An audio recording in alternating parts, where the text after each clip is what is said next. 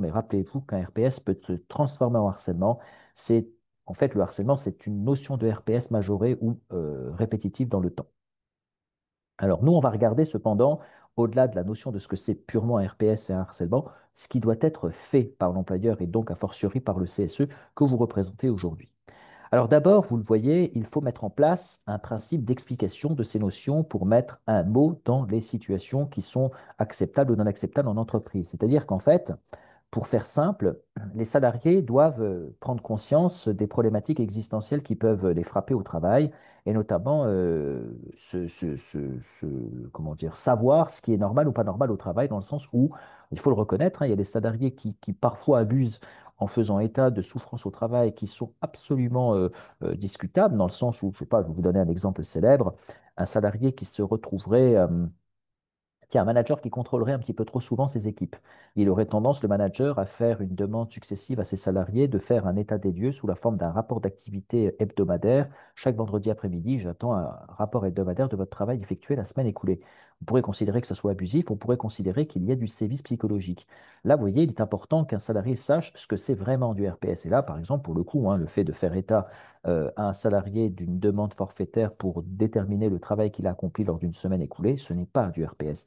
Or, à contrario, le fait que, par exemple, des collègues nous donnent un surnom au travail qui plus est de manière un peu vexatoire et discriminant, ça, c'est du RPS. Et vous voyez, dans un cas, on aurait tendance à dire, il me contrôle de trop, c'est abusif, je vais aller porter plainte, alors que dans l'autre, on dira, c'est un humour un peu biscornu, mais je l'accepte et je fais avec. Alors que vous voyez, dans un cas, c'est interdit, dans l'autre, c'est autorisé. Le but, c'est de déterminer clairement, avec efficacité, avec clairvoyance et avec, on va dire, profondeur à la fois, ce que c'est réellement que le risque psychosocial. Et en fait, c'est tout le débat, c'est que vraiment, c'est ce que je vous disais tout à l'heure, il y en a partout, le but c'est qu'il y en ait le moins possible, mais en même temps, le RPS, finalement, tout le monde en parle, mais personne ne sait de quoi il en retourne réellement. C'est pour ça qu'il y a une sensibilisation à faire auprès des salariés, le fait que les salariés sachent ce qui est acceptable ou pas acceptable dans l'entreprise. Je le répète, les notions de chacun de l'acceptable ou de l'inacceptable sont discutables, hein, c'est tout à fait des notions qui nous sont stricto personnelles. En revanche, quand on fait une étude approfondie des risques psychosociaux, on voit des notions dites généralistes sur lesquelles il est indubitablement inacceptable de faire. Je vous donne un exemple. On est plutôt d'une nature légère. On aime bien, comment dire, appeler les personnes avec légèreté, peut-être avec des espèces de propos dénigrants ou dégradants. Donc, c'est une façon d'être d'un collaborateur ou d'un manager. Est-ce que c'est acceptable ou inacceptable? Ça, c'est considéré comme inacceptable. Pourquoi? Puisque dans le giron d'un dispositif professionnel moyen, il y a ce qu'on appelle le standard et le non-standard. Et quand on est sur du non-standard, on rentre dans le phénomène de RPS. Alors, comme ça, mis comme ça un petit peu en surbrillance au travers de quelques mots, au travers d'un webinaire, c'est un peu facile. Évidemment, il faut aller en profondeur, hein. Je le répète, aujourd'hui, on n'est pas là pour étudier exactement ce que c'est qu'un RPS. On voit ce qu'on fait face à un RPS. Donc, la première étape, c'est bien de sensibiliser les collaborateurs, et je dis bien tous les collaborateurs, parce que là aussi, hein, il y a un phénomène dans beaucoup d'entreprises qui consiste à sensibiliser les managers pour que les managers fassent ce qu'il faille avec leurs salariés. Alors ça aussi, je pense que ce n'est pas du tout la bonne méthode. Un manager, il est habilité à savoir ce qu'il peut ou pas faire, mais il ne peut pas aller à la rencontre des salariés pour leur dire ce que eux peuvent faire ou pas faire.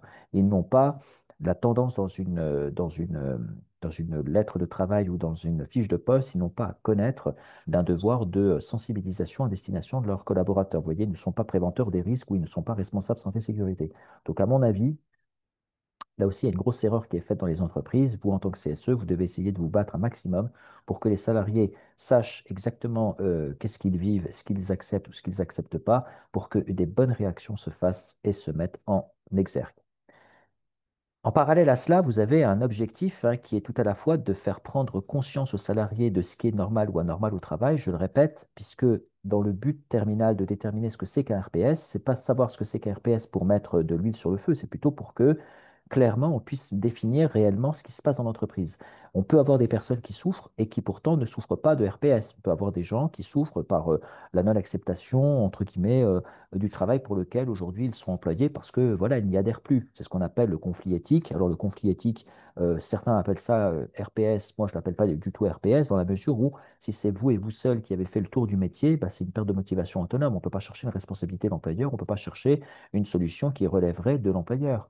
Si on n'est plus en phase avec ce que nous faisons, c'est peut-être parce qu'on n'en a plus l'envie, parce qu'on en a fait le tour, peut-être parce que l'ennui s'est présenté. A fortiori, il faut mettre un nom à la situation donnée, mais on ne va pas appeler cela RPS au risque de mettre en difficulté l'employeur. Et donc, vraiment, cette sensibilisation consiste à vraiment éclaircir ce qu'on peut ou ce qu'on ne peut pas faire reconnaître comme d'une responsabilité de l'employeur et ce à quoi l'employeur aura des mesures à engager et à entreprendre.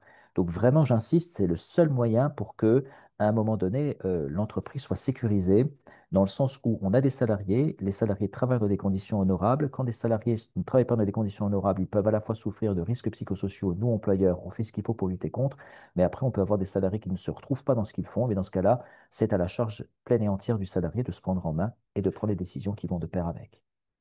Dernier point, permettre aux collaborateurs de démystifier la notion de harcèlement face aux sévices type RPS, c'est ce que je vous disais tout à l'heure. Là aussi, hein, il y a une vocation à ce que le risque psychosocial ne se transforme jamais en harcèlement. Mais malheureusement, ben, c'est beaucoup plus facile à dire qu'à faire, hein. On peut avoir des collaborateurs en souffrance au travail qui n'ont jamais osé parler de leur souffrance au travail.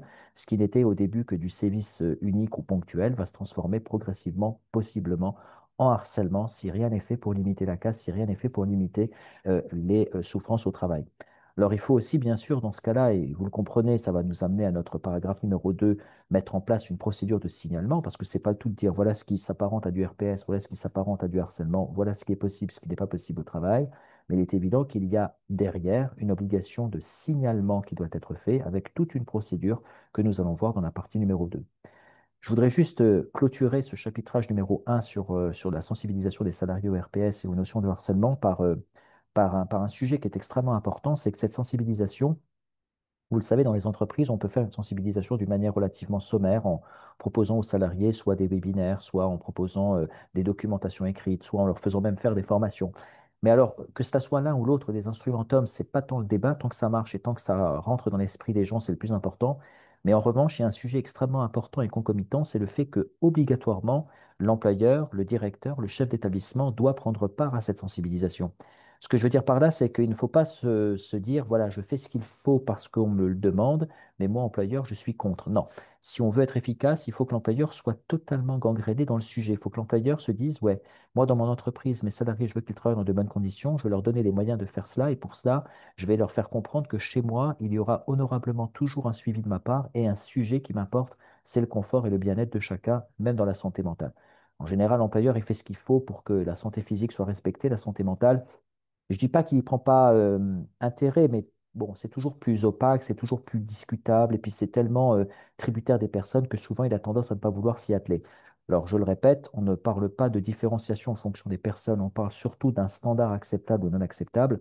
Donc, je vous le dis en toute transparence, il y a un rôle majeur du CSE, c'est non pas simplement de faire que les salariés soient sensibilisés aux notions de RPS et de harcèlement, mais c'est aussi d'embrigader, pardonnez-moi, leur employeur, de faire en sorte à ce que l'employeur finalement joue le jeu et prenne le temps de s'intéresser à ce sujet. Je sais que ce n'est pas évident, il faut le faire à l'ordre du jour du CSE, et il ne faut pas hésiter, hein, faut vraiment le dire, il faut vraiment le soumettre. Moi, voilà, je l'entends souvent, hein, j'entends des, euh, j'entends des, comment dire, des représentants du personnel hein, qui me disent ouvertement, voilà, j'ai voulu faire comprendre à l'employeur tout l'intérêt du RPS, mais il n'a pas voulu le comprendre. Alors parfois, il faut y aller en plusieurs fois, parfois il faut y aller à tâtons, parfois il faut y aller en démontrant objectivement par A plus B que c'est un intérêt majeur que de lutter contre les risques psychosociaux. On le sait, hein, de toute façon, hein, un salarié qui n'est pas dans son état de bienveillance la plus totale au travail, il va être dans une productivité forcément amoindrie. Donc, pour le coup, il y a toutes ces questions qui doivent être mises sur la table. J'insiste, c'est au CSE, quand l'employeur est fuyant du sujet, de rappeler toute l'importance et tout l'intérêt qu'il y a de faire une étude et de faire un appui contre les risques psychosociaux et forcément les notions de harcèlement. Voilà ce que je pouvais vous dire sur la partie numéro 1. Alors, je ne sais pas s'il y a déjà des questions au cas où, avant que je passe sur la partie numéro 2.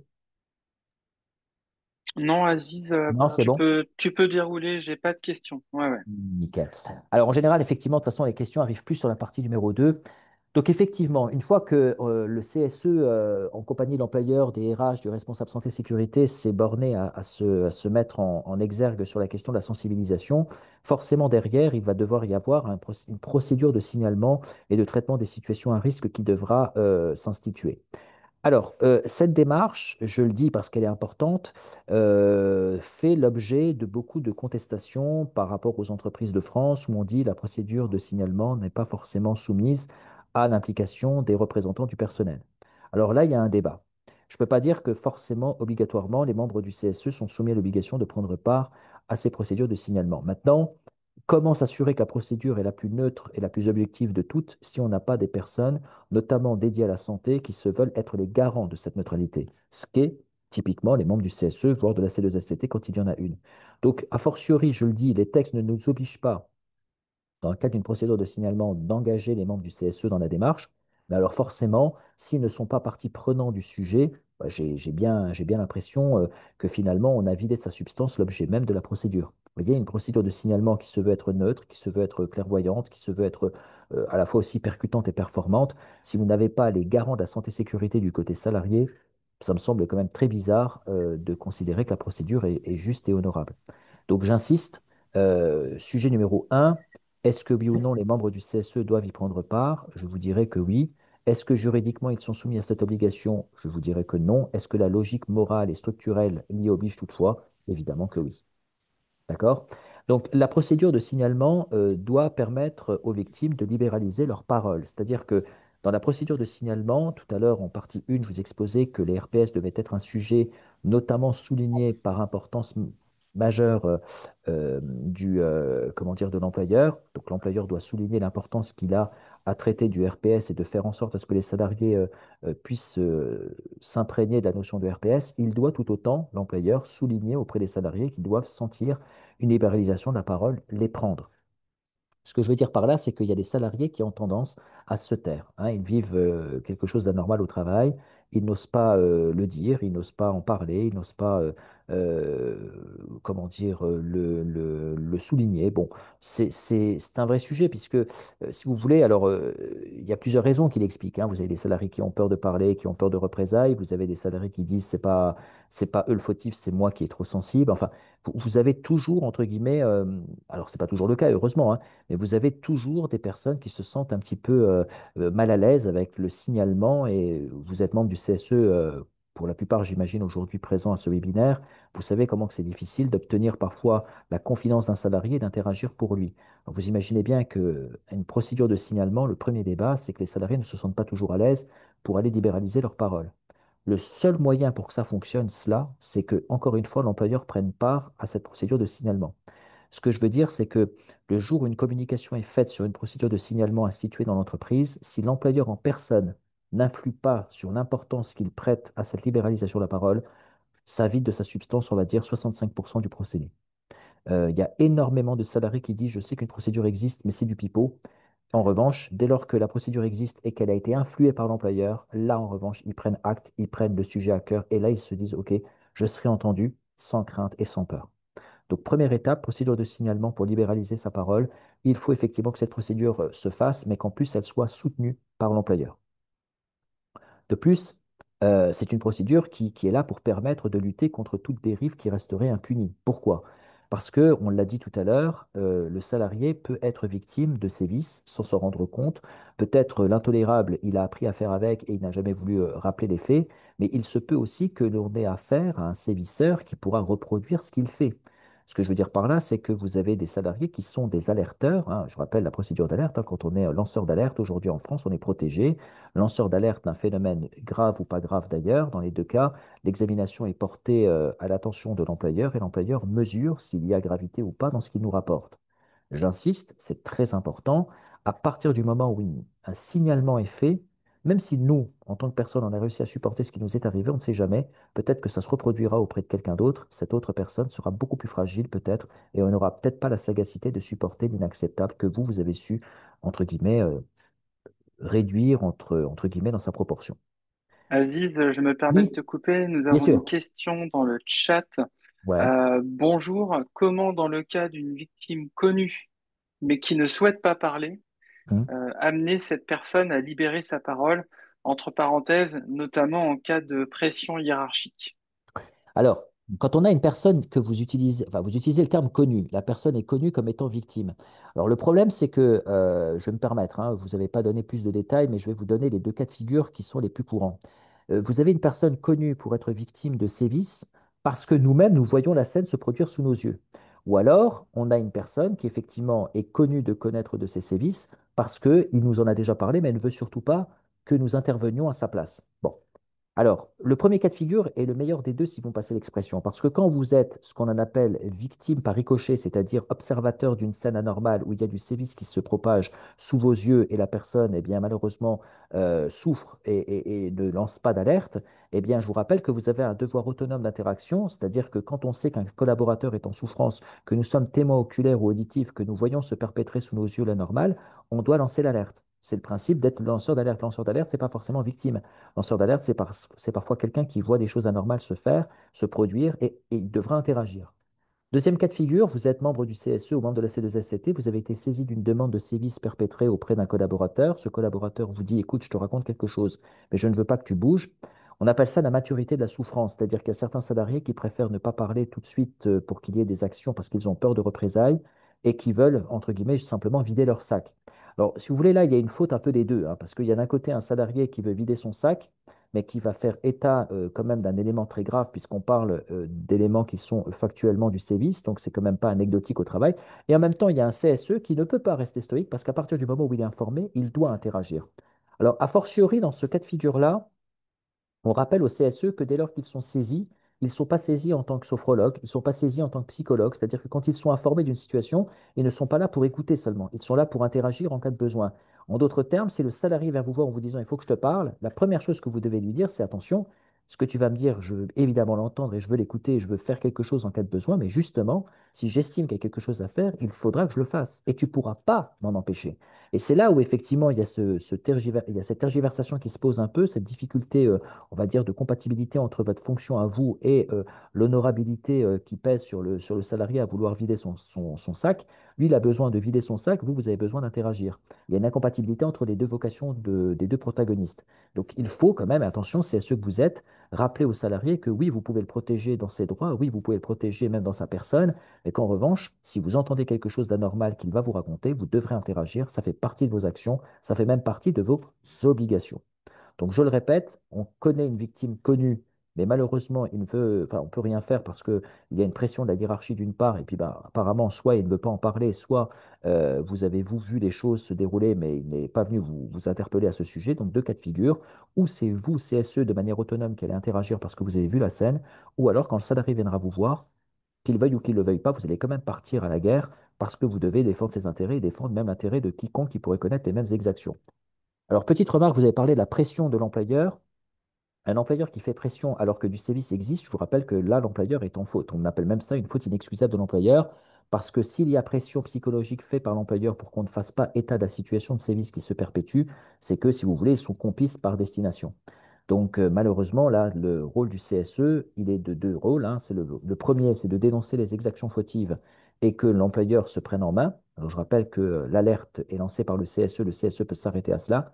Si l'employeur ne veut pas réagir et au contraire pousse encore un peu plus les sévices et, entre guillemets, s'en fiche de l'alerte lancée par le CSE peut s'arrêter là, ne lui en voudra pas s'il ne va pas plus loin, mais il peut aller beaucoup plus loin, bien sûr, et c'est la fameuse saisie de l'inspection du travail en référé pour faire cesser un trouble occasionné. Donc, c'est un sévice psychologique qui fait l'objet donc de remontrances de votre part. Donc, vous avez saisi l'employeur est resté inerte. L'employeur, malheureusement, de par son inertie, cause du tort graduellement. Vous saisissez l'inspecteur du travail pour faire cesser le trouble. Voilà. Merci Aziz. Exactement. Voilà. J'essaie d'être le plus bref et le plus rapide, hein. Voilà. Mais ce n'est pas évident dans le cadre d'un webinaire. Mais merci pour la question.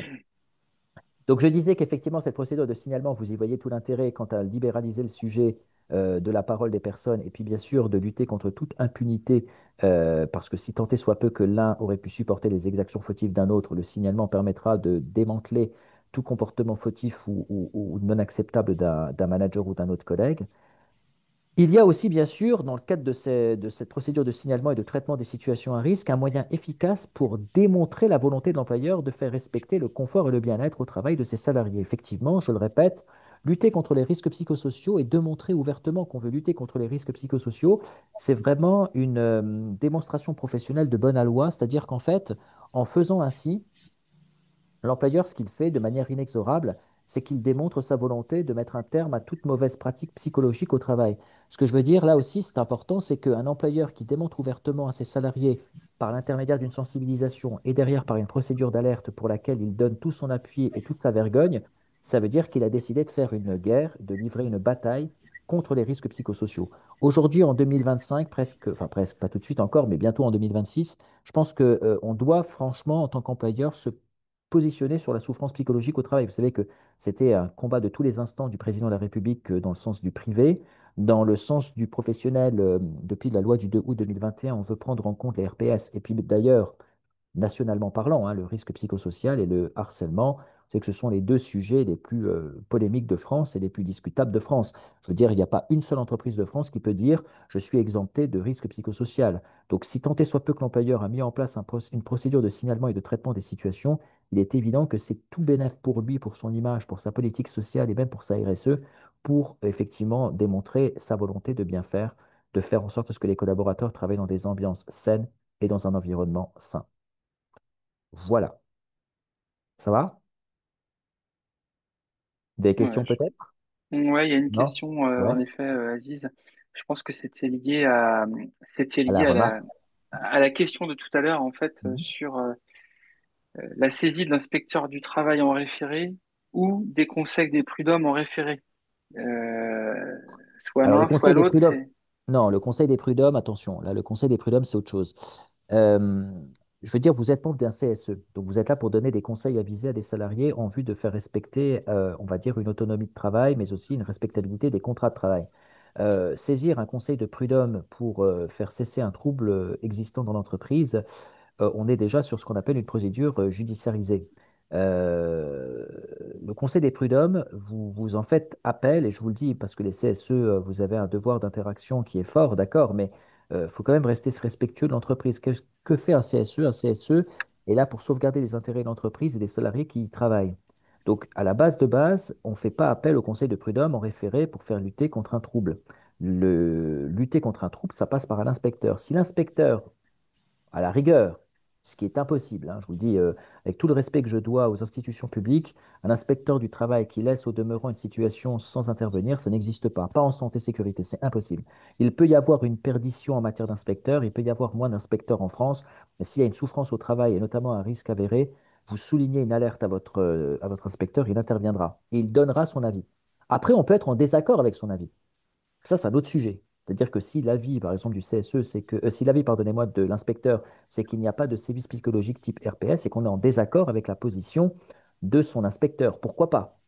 Dans ce cas-là, on pourra aller plus loin. Mais je veux quand même aussi rappeler les règles à qui le droit. Vous savez aussi que bon, un inspecteur, il n'est pas débutant, quoi, hein. Enfin, il peut être dans ses premières années, mais c'est pas un débutant. Il sait ce que c'est qu'un RPS, il sait ce que c'est qu'un harcèlement.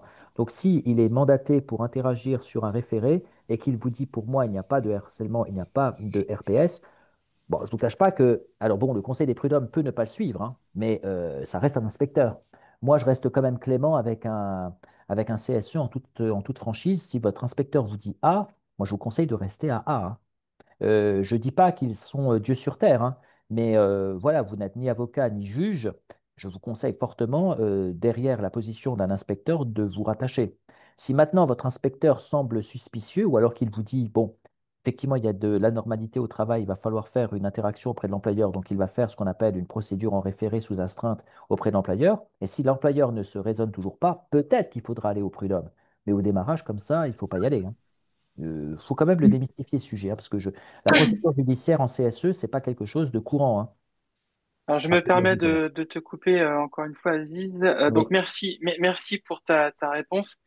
Pour celles et ceux qui sont arrivés un petit peu après le début du webinaire et qui prennent en cours le webinaire, merci de bien vouloir éteindre vos micros parce que ça crée des parasites pour tout le monde et donc c'est désagréable. Mais par contre, vous pouvez poser vos questions dans le chat. Et du coup, moi, je me fais votre porte-parole et je répète la question à Aziz. Voilà pour le fonctionnement de ce webinaire. Merci de votre compréhension. Aziz, je te laisse poursuivre. Ouais, bien sûr.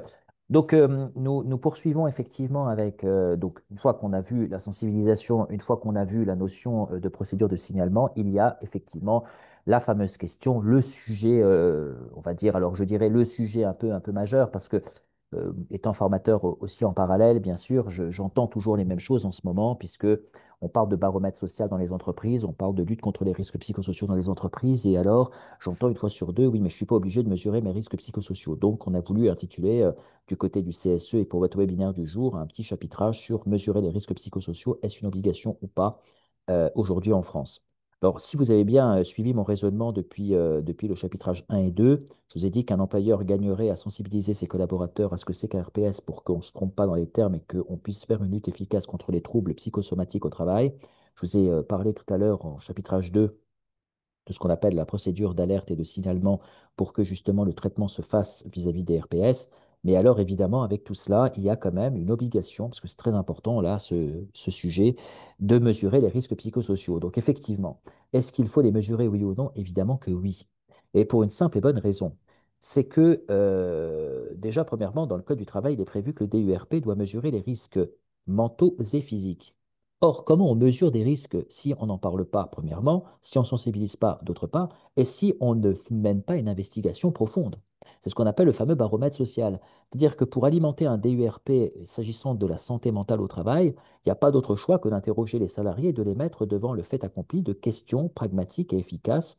Donc, l'objet n'est pas de vous démontrer comment fonctionne un baromètre social, mais grosso modo, il va bien falloir interroger les salariés pour déterminer l'état d'esprit dans lequel ils se trouvent et le degré de bien-être au travail qu'ils connaissent dans l'entreprise pour pouvoir effectivement déterminer s'il y a, oui ou non, des phénomènes de risques psychosociaux et si tant est soit peu que ces risques psychosociaux soient multiples, plutôt uniques, plutôt orientés dans un service, etc.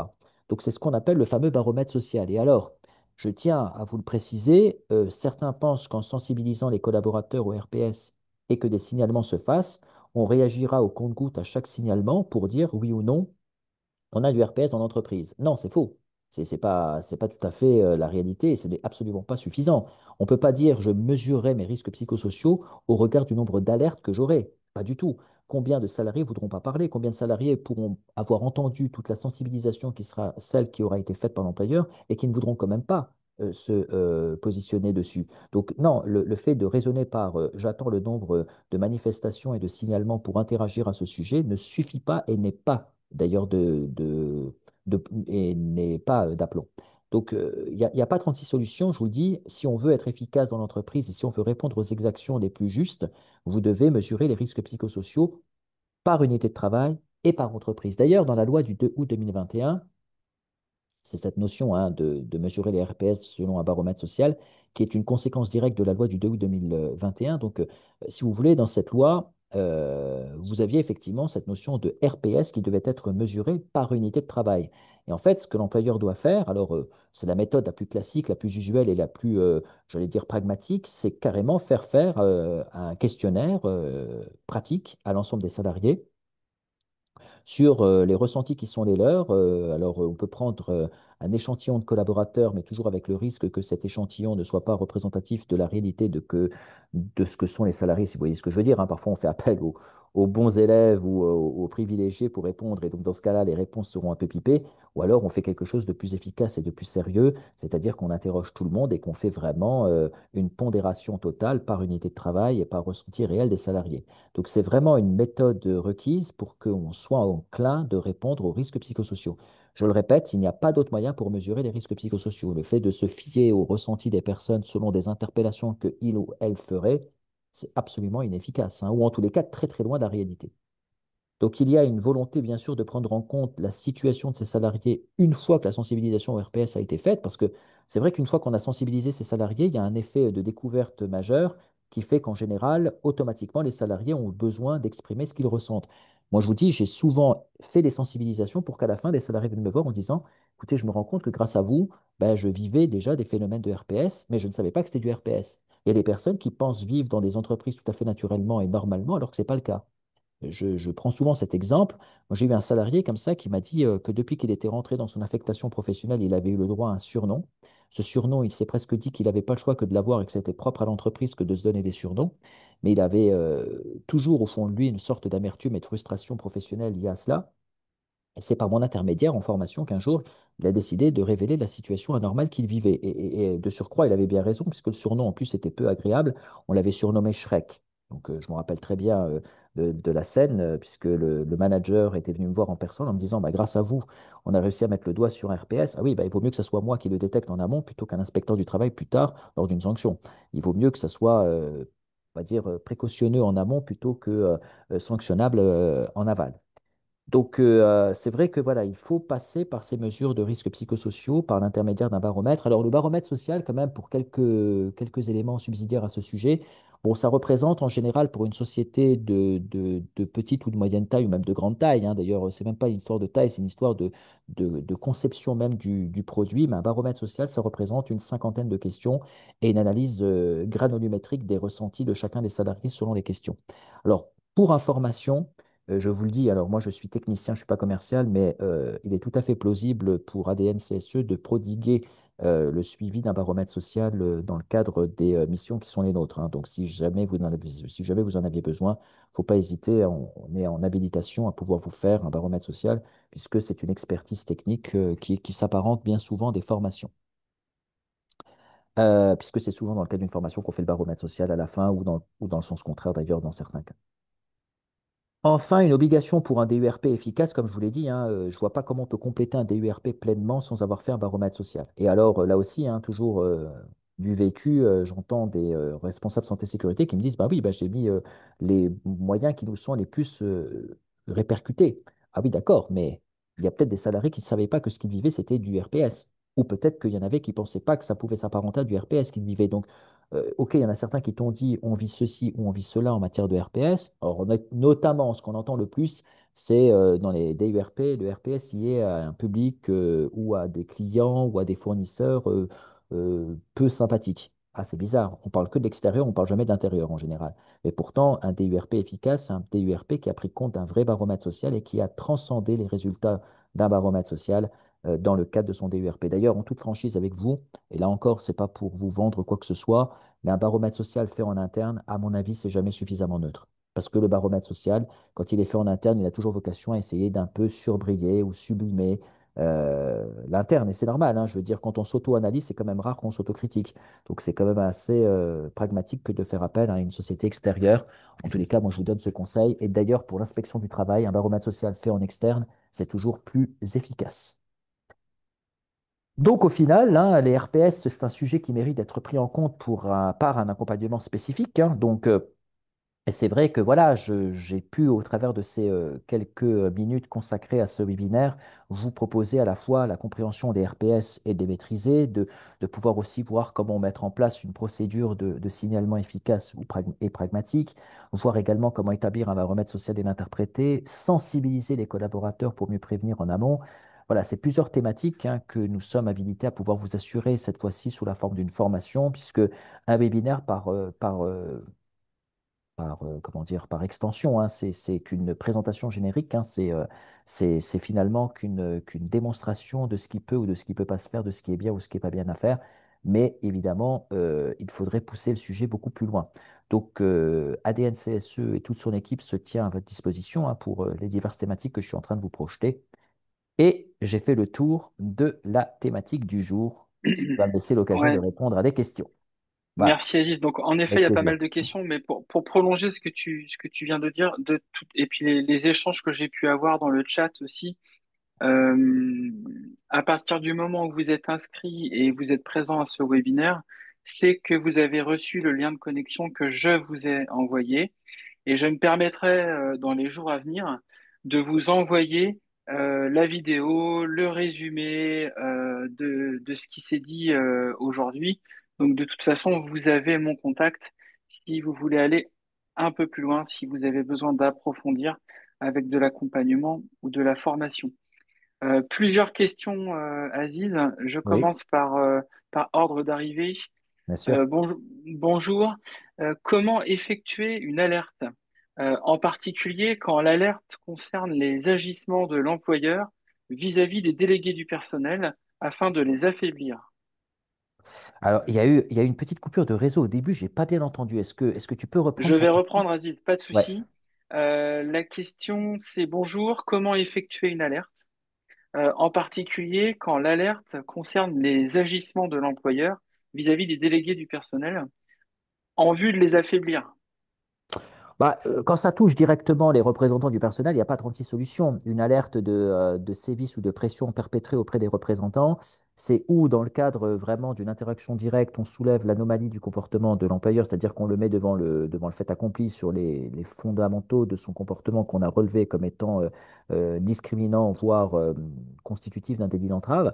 Et si tant est soit peu qu'il n'y a pas de réaction directe de la part de l'employeur, c'est-à-dire qu'il ne se résorbe pas dans son attitude, bah, le seul acteur que vous allez pouvoir enclencher à ce moment-là, ce sera l'inspection du travail une fois encore. Mais alors là, le coût effectivement d'une saisie de l'inspecteur du travail pour faire cesser le trouble occasionné auprès des représentants, on s'apparenterait plus à un phénomène de discrimination, puisque le sévice psychologique perpétré aux représentants, alors évidemment, vous avez une stature différente puisque vous êtes représentant du personnel, vous êtes salarié protégé, donc on irait plus sur le terrain du délit pénal de discrimination du fait de votre orientation syndicale pour certains ou représentant du personnel de l'autre.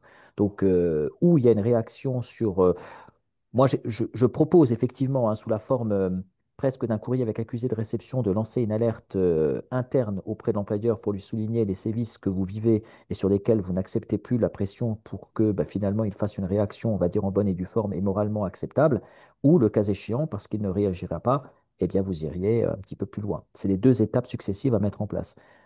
C'est la meilleure des choses à faire. Bon, en général, quand un employeur pousse comme ça auprès des représentants, il a la tendance de croire que vous êtes un petit CSE qui n'a pas enfin, qui n'a pas les épaules ou alors qu'il peut vous manipuler. En général, ça se passe souvent comme ça, hein. C'est-à-dire qu'il fait une poussée pour faire une crainte de ses représentants. Après, c'est à vous de voir, hein. Je ne veux pas vous induire en erreur non plus. Vous avez des CSE plutôt, on va dire, avant-gardistes et vous avez des CSE plus renfermés.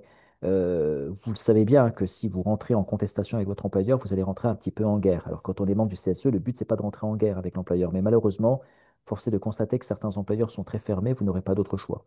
Donc, voilà, le but, ce sera aussi de voir qu'est-ce qui est le mieux à faire et comment bien le faire. Voilà. Merci, Aziz. Oui. Autre question. C'est préférable de rapporter un employeur qui refuse de traiter un souci de discrimination à l'inspection du travail ou plutôt à l'URSSAF? Ah non, ça n'a rien à voir avec l'URSSAF là-dedans, hein. Ouais, c'est ce que je pensais Non, aussi. non. Ouais, ouais. Je crois que vous êtes un petit peu imbibé de par l'arrêt du 2 avril 2024 où on parle effectivement de discrimination et peut-être de sévices discriminants par rapport au fait que l'ancienneté peut être considérée comme non acceptable dans les critères. Je pense que vous avez fait un imbroglio de tout cela, mais non, non, l'URSSAF est compétente uniquement pour des questions dites de budgétisation, de rémunération ou d'avantages qui permettraient de déjouer des règles d'obligation sociale. Mais non, non, l'URSSAF n'a strictement rien à voir là-dedans, hein. C'est inspecteur du travail, interlocuteur privilégié des représentants du personnel en cas de défaillance comportementale ou technique de l'employeur. Voilà.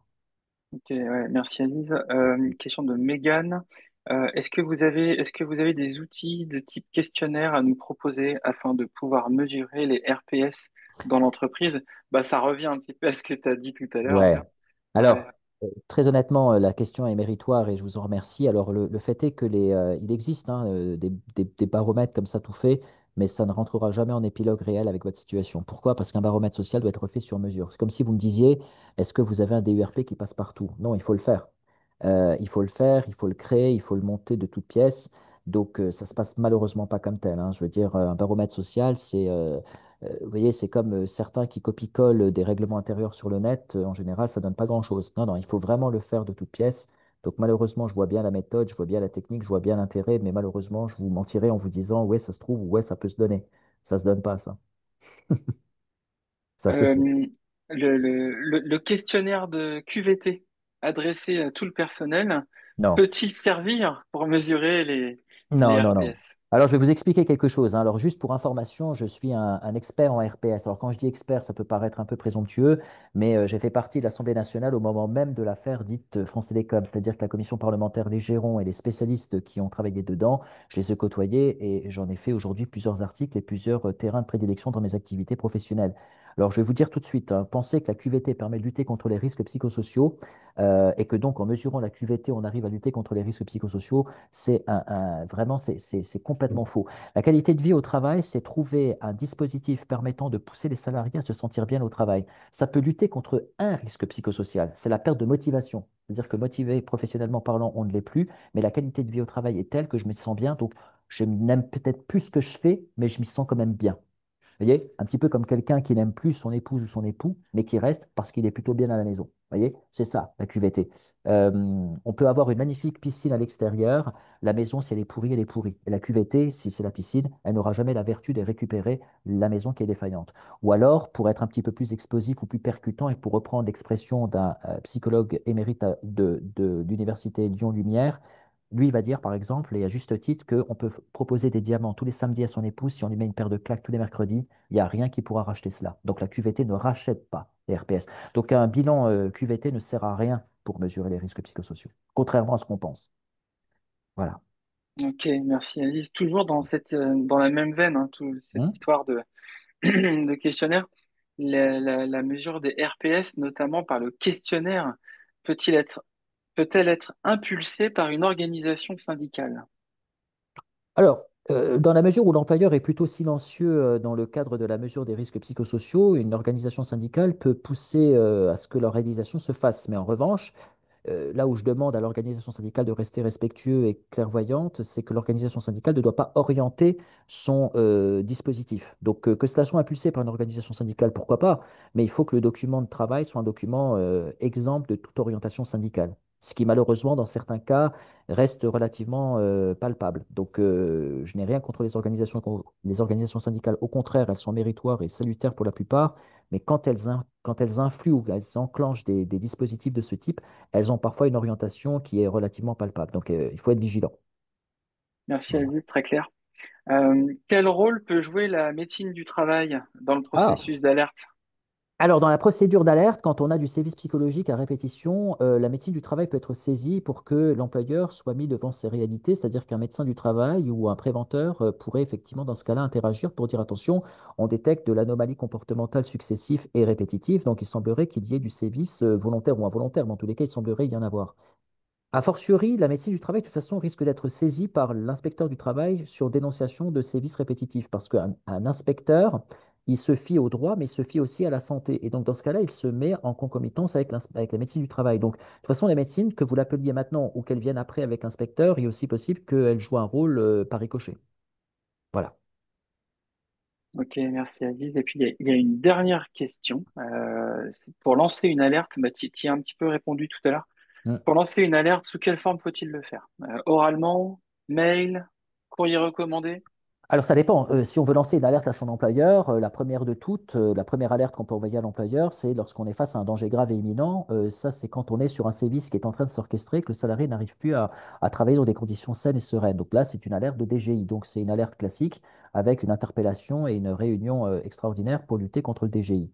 Deuxième possibilité, on a du sévice répétitif avec une dénonciation d'un comportement fautif. C'est pas quelque chose qui t'arrive en ce moment, mais qui arrive régulièrement. Donc dans ce cas-là, on saisit l'employeur dans le cadre d'une interpellation directe. Alors moi, je propose un courrier avec accusé de réception pour signaler que l'employeur doit être mis devant ses responsabilités parce qu'on a un sévisseur dans l'entreprise et qu'il faut lutter contre ce dernier.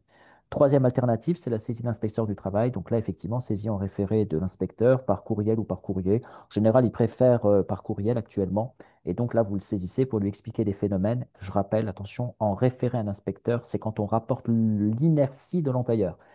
Ça sert à rien de chercher ça sert à rien de chercher l'inspecteur s'il n'y a pas inertie de l'employeur. C'est l'inertie de l'employeur qui va permettre de faire bouger un inspecteur.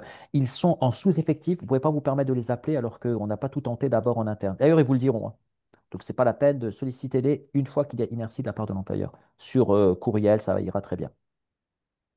Merci Aziz. Il y a un dernier bout de question par Mhm. rapport à la médecine du travail et la réponse que tu as formulée tout à l'heure.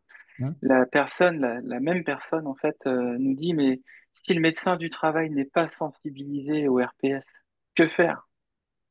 Écoutez, honnêtement, c'est une question quand même surprenante. Me dire qu'un médecin qui ne serait pas sensibilisé au RPS exercerait en tant que médecin du travail, Écoutez, je ne peux pas me permettre. Si vous le dites ou si la question est posée, c'est qu'il y a sans doute quelque chose que vous semblez supputer, mais honnêtement, allez, on peut l'imaginer, mais honnêtement, ça n'existe pas, hein. Je veux dire, un médecin du travail actuellement qui n'y connaît rien en RPS, enfin bon, qu'importe. Alors, imaginons, pour moi, c'est pas possible, hein, mais imaginons, bah, si vraiment vous sentez que le médecin du travail est inopérable sur le sujet, vous avez le droit de saisir la commission départementale, vous avez le droit de saisir la direction départementale de la médecine du travail, c'est-à-dire qu'en fait, l'organisation est faite départementalement parlant.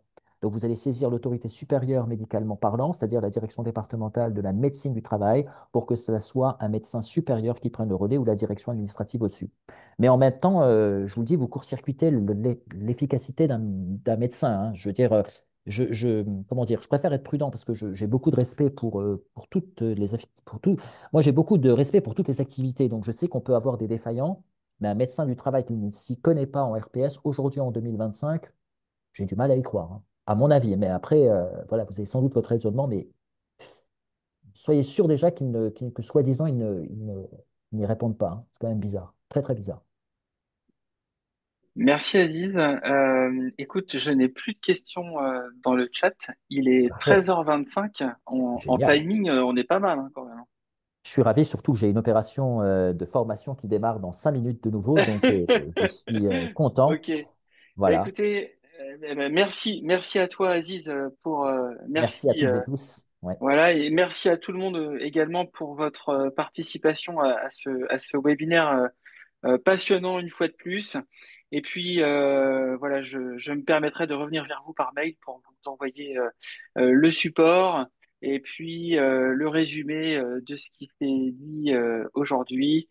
À très bientôt, bonne semaine à tout le monde et au mois prochain pour le prochain webinaire. Au Merci, au plaisir. À revoir, bientôt tout le monde. au À revoir. bientôt. Au revoir.